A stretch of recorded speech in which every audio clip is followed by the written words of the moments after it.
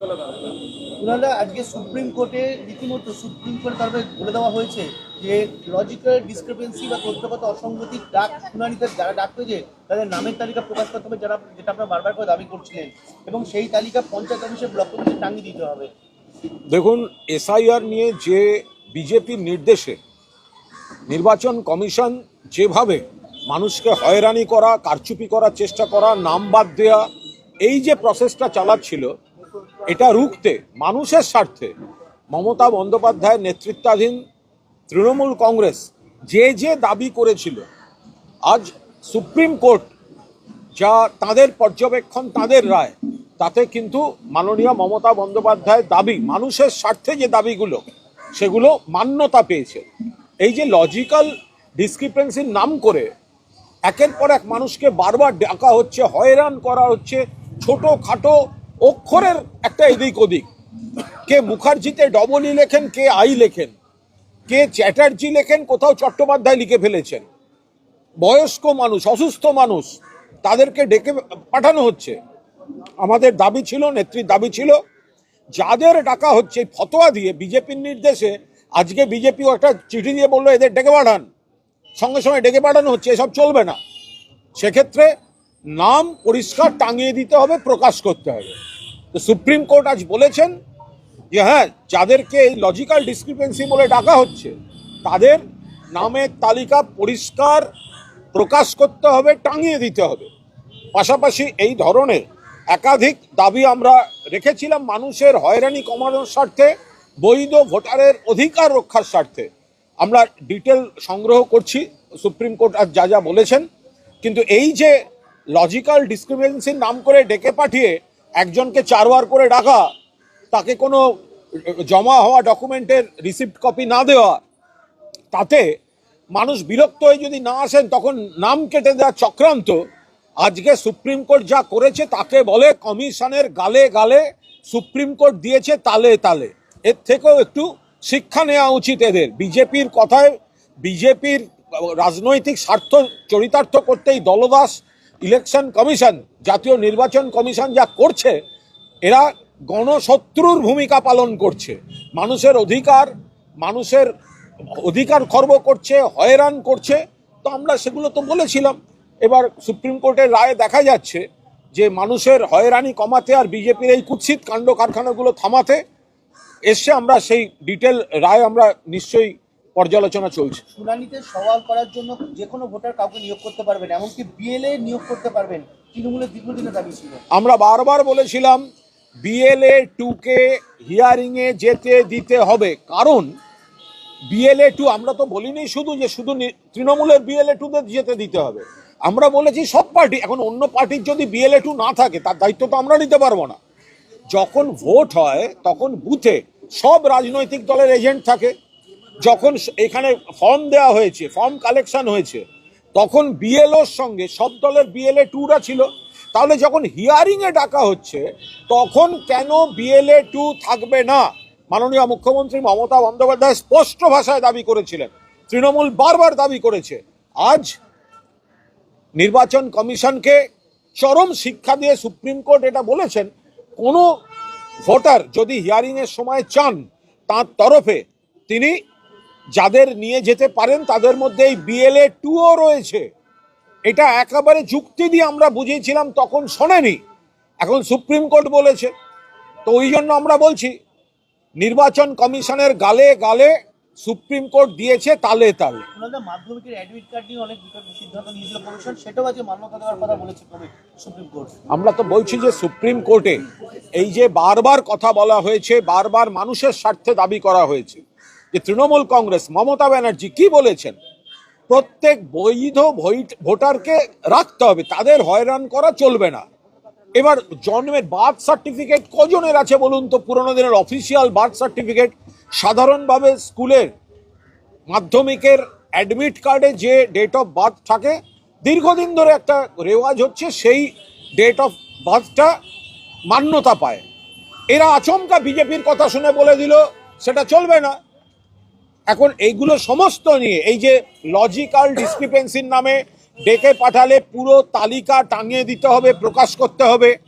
BLA 2দের যদি মনে করে সেই ভোটার যদি BLA2 সেখানে সাহায্য করার পরিবেশ পরিস্থিতি থাকে এবং সাহায্য করার প্রয়োজন মানুষের রয়েছে, তাহলে BLA2কে যেতে দিতে হবে। মাধ্যমিকের অ্যাডমিট কার্ড জন্মের তারিখের বৈধ প্রমাণপত্র বলে গ্রহণ করতে হবে। তো এইগুলো সুপ্রিম কোর্ট যখন এদের যুক্তি বুঝতে পারছেন, এর অনেক আগে তো নির্বাচন কমিশনেরই এগুলো বোঝা উচিত ছিল, তো সেগুলো তারা বোঝেননি বলেই গোটা বিষয়টা গেছে। এটা তো বিজেপি নির্বাচন কমিশনকে বেইজ্জতটা করালো সুপ্রিম কোর্টে, নিজেদের পার্টি অফিস দলদাস শাখা সংগঠন হিসেবে ট্রিট করতে গিয়ে সুপ্রিম কোর্টে নির্বাচন কমিশনের মুখ পোড়ালো বিজেপি। বিশেষ করে আরেকটা বিষয় উঠেছে, সেটা হচ্ছে এক একজনকে বহু দূর গিয়ে হিয়ারিং এ তো যেতে হচ্ছিল, সেই হিয়ারিংটা বলে যে পঞ্চায়েত অফিস ব্লক অফিসে করতে পারবে, এইটাও আপনার আমরা তো আজকে বাংলা ভাষা হচ্ছে মমতা বন্দ্যোপাধ্যায় এবং সর্বভারতীয় তৃণমূল কংগ্রেস সাধারণ মানুষের স্বার্থে বৈধ ভোটারদের হয়রানি কমাতে এবং অধিকার রক্ষা করতে যা যা বক্তব্য ছিল সেগুলোই কার্যত সুপ্রিম কোর্টে মান্যতা পেয়েছে। লজিক্যাল ডিসক্রিপেন্সির নামে এইভাবে বারবার ডাকা, এই চক্রান্ত, সব নাম টাঙিয়ে দিতে হবে। মাধ্যমিকের অ্যাডমিট কার্ডের জন্ম তারিখ সেটাকে মান্যতা দিতে হবে। যদি কোনো ভোটার তার হিয়ারিংয়ে প্রয়োজন মনে করেন BLA2কে রাখতে পারবেন। বাড়ি থেকে অনেক দূরে হিয়ারিং সেন্টার পাঠিয়ে দিচ্ছিল, চাকরি ছেড়ে, কাজ ছেড়ে, রোজগার ছেড়ে কজন সেখানে যাবে, গিয়ে লাইন দিয়ে দাঁড়িয়ে থাকতে হবে। সেদিন কাজ হবে কি কাজ হবে না, সেখানে পঞ্চায়েত বা BDO অফিস নিকটবর্তী জায়গায় শুনানি করতে হবে। এগুলো তো বাস্তব। মমতা বন্দ্যোপাধ্যায় যা বলে এসেছেন, যা চিঠি লিখেছেন, সেগুলো তো সব বাস্তব। ফলে মমতা বন্দ্যোপাধ্যায় সেই দাবিগুলো পুরোপুরি মান্যতা পেয়েছে। আসানসোলে আজকে ধুমধুমার এই নির্বাচন কমিশনে 7 নম্বর ফর্ম জমা দিতে যাচ্ছিল বিজেপির অভিযোগ, হাত থেকে ফর্ম ছিনিয়ে নেওয়া হয়, জ্বালিয়ে দেওয়া হয়, তুমুল মারপিট, পুলিশ ছিল না দাবি। দেখুন, এগুলো তো একটা চক্রান্ত করছিল। এই যে ডিলিট করার ফর্ম, 7 নম্বর ফর্ম, বিজেপি নেতাদের গাড়ি থেকে হাজার হাজার ফর্ম তৈরি এরা উদ্ধার হচ্ছে। তারা বসে বসে জেনুইন ভোটার তাদেরকে হয়রান করার জন্য, বিজেপির এই লেটার হেডে এক নেতার চিঠি পাওয়া গেছে, এটা প্রমাণ হয়ে গেছে, ওরা লিখে দিলে নাম ডিলিট হচ্ছে, আবার ফর্ম। তো সেখানে মানুষ ক্ষুব্ধ যে এইভাবে জেনুইন ভোটারদের নাম উড়িয়ে দিচ্ছে ইত্যাদি ইত্যাদি। এই যে আমরা এখন বসে রয়েছি জোড়াসাঁকো বিধানসভা কেন্দ্রে, এখানে প্রাক্তন বিধায়ক সঞ্জয় বক্সি রয়েছেন, স্মিতা বক্সি রয়েছেন, যুবনেতা সৌম্য বক্সি রয়েছেন, সাধারণ মানুষের স্বার্থের ক্যাম্প। তো এখানেও তো বারবার দেখা যাচ্ছে যে মানুষকে যে যে কারণে ডেকে পাঠানো হচ্ছে, তো তারা এসে বলছেন সমস্ত ডকুমেন্ট দিয়েছেন, তারপরেও এদেরকে হিয়ারিংয়ের জন্য ডেকে পাঠানো হচ্ছে। তো ফলে এখন আজকে সুপ্রিম কোর্টের রায়ের পর এবার তো তালিকাটা টাঙাতে হবে। এবার অন্যায্য কারণে যাদেরকে ডাকা হচ্ছে সেটা তো প্রমাণ হয়ে যাবে যে আজ বিজেপি বলছে রাত্রে নোটিশ দিচ্ছে, আগামীকাল ডেকে পাঠানো হচ্ছে। বিজেপির দালাল, বিজেপির এজেন্ট এই নির্বাচন কমিশন। বলছি একটু এসআই থেকে বাইরে গিয়ে, সিঙ্গুরের মাটিতে গতকাল প্রধানমন্ত্রী দাঁড়িয়ে এসেছেন, কিন্তু সিঙ্গুরের শিল্প নিয়ে তার মধ্যে কোনো শব্দ নেই। তাহলে কোথায় এত আশ্বাস? এটা তো আমরা তো গতকালই বলেছি, এ তো পরপর বিজেপি সেম সাইড গোল। এই যে এত এত ঢাক ঢোল পিটিয়ে সিঙ্গুরে গিয়ে তাঁবু ফেললো, সিঙ্গুরে গিয়ে সার্কাসের তাঁবু ফেলেছিল। তো ওখানে যে সিঙ্গুরে হ্যান বলবে, ত্যান বলবে বিজেপির এই আধা কুচো নেতাগুলো, সেই সঙ্গে বিজেপির পোঁ ধরা ওই CPM কংগ্রেসের একাংশ, হ্যান বলেগা ত্যান বলেগা বলে তো অনেক বড় বড় কথা বলেছিল। নরেন্দ্র মোদী একটা শব্দ উচ্চারণ করেনি সিঙ্গুর নিয়ে। তার কারণ সিঙ্গুরে মমতা বন্দ্যোপাধ্যায়ের আন্দোলনটা কখনোই শিল্প বিরোধী ছিল না। শিল্প হতো শিল্পের জায়গায়, জোর করে 3 ফসলি কৃষি জমি দখল করা, নিয়ে প্রাইভেট পার্টিকে দেয়া, এটা জমি নীতির একটা মৌলিক প্রশ্ন।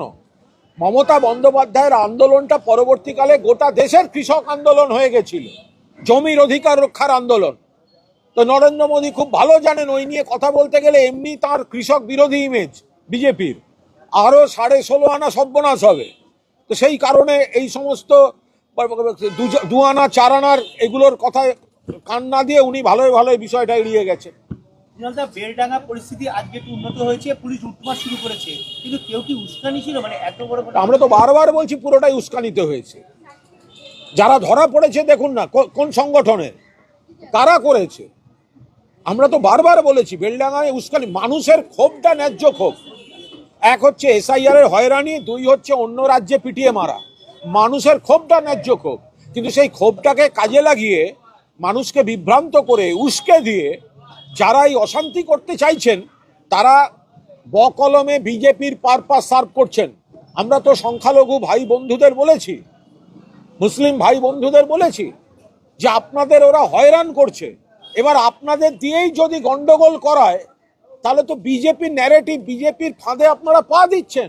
মাননীয় মুখ্যমন্ত্রী রয়েছেন, তৃণমূল কংগ্রেস রয়েছে, গোটা বাংলা রয়েছে, সেখানে আপনারা কেউ এমন কোনো কাজ বিজেপির দালালদের পাল্লায় পড়ে করবেন না যাতে সংখ্যালঘুদের সম্পর্কে বিজেপি আরো রাজনৈতিকভাবে কুৎসা করার সুযোগ পায়।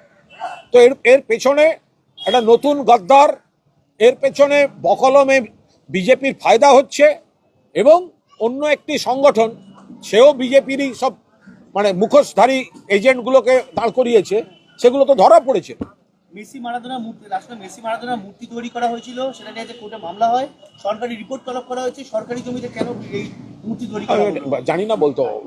আর লাস্ট পর্যন্ত 2016 সালে এসএসসি পরীক্ষায় বয়সে ছাড় দেওয়া হয়েছিল কলকাতা হাইকোর্টে, সেই নির্দেশে সুপ্রিম কোর্ট স্থগিতাদেশ দিয়ে দিল, ফলে আবার পরীক্ষা। এটা সম্পূর্ণ প্রশাসনিক বিষয়, এটা কনসার্ন যারা আছেন, যে বিভাগ, তাদের আইনজীবীরা, এটা নিয়ে দলের তরফে এই মুহূর্তে আমি কোনো মন্তব্য করব না। Thank you.